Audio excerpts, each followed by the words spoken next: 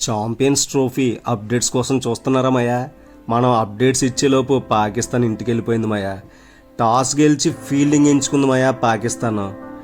10 runs చేసి Conway మా ఇంటికి వెళ్ళిపోయాడు మయా.